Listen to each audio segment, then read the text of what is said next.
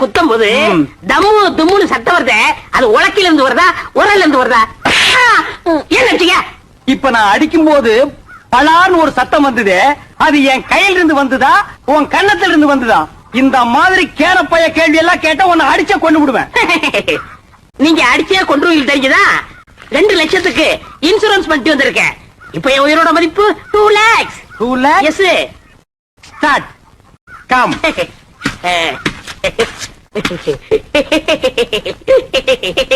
டேய் ராசா, இப்ப நீ சொன்னையே 2 lakhs, அத நீ செத்ததுக்கு அப்புறம் தான் இன்சூரன்ஸ் இருந்து கொடுப்பாங்க.